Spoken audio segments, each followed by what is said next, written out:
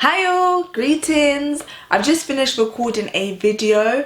It is on how to communicate better with your husband, how to get him to listen to you, and there's 7 principles that I've written down. The video is really long. I think it's about 40 minutes. So what I'm going to do is I'm going to split it into 7 different videos based on the 7 principles, and then I'm just going to release one video a day for 7 days in a row. So that way, kind of get the information in bite-sized chunks. I know that sitting down and listening to a whole video for 40 minutes, a lot of people don't have that time, sadly, and people can listen to it whilst doing other things, but then I really don't want you to be distracted and miss the information. And multitasking, even I was reading a book on Audible, I would recommend it. It's called oh sorry, let me get the name. Switch on Your Brain, and it's by Dr. Caroline Leaf, and she talks about how multitasking is actually damaging for our brain. So that's definitely not something that I want to encourage you to do, listening to this and then doing something else at the same time. So I am going to do it in 7 different videos. So here is the first one.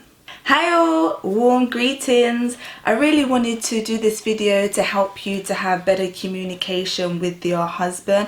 I can only imagine how frustrating it can be when you are saying something and it seems like he's not listening, and it just seems like you're not getting through to him at all. And these are biblical principles as well, so I know that these are really going to help you in your marriage and help you to have better communication skills, which a lack of communication skills is one of the top reasons why sadly couples get divorced. And so this really can help to divorce proof your marriage.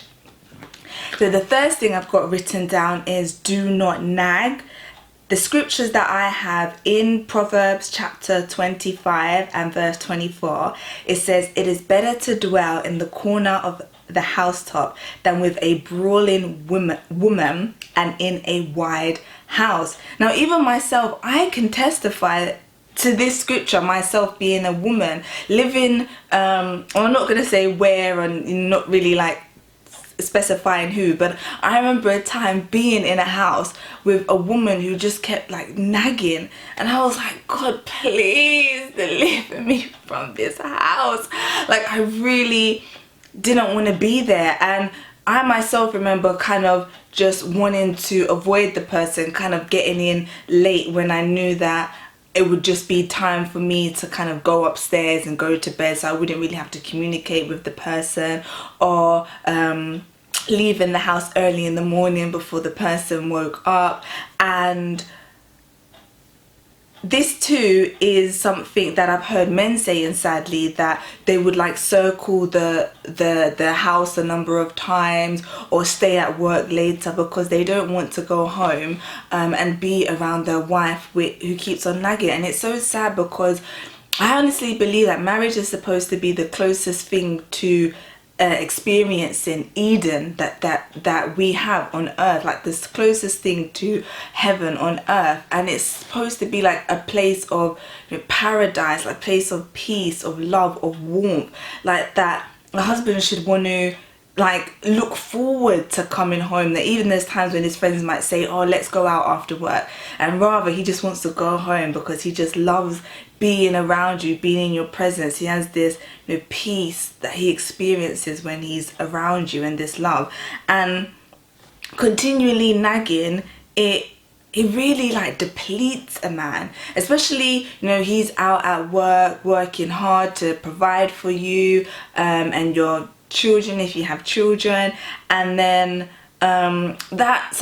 a lot of jobs sadly can be really stressful, but he's doing what is his biblical responsibilities, and then coming home and then having somebody go on and on and on. It just by you continuing to repeat is not really helping in terms of getting through to him. It's like putting up the walls that he has. Is like by you nagging, you're kind of throwing these bricks, and these bricks are being used as walls. That's like being a barrier between you two. So I know it seem like the more you say it, then eventually it has to get through, but it actually is more damaging.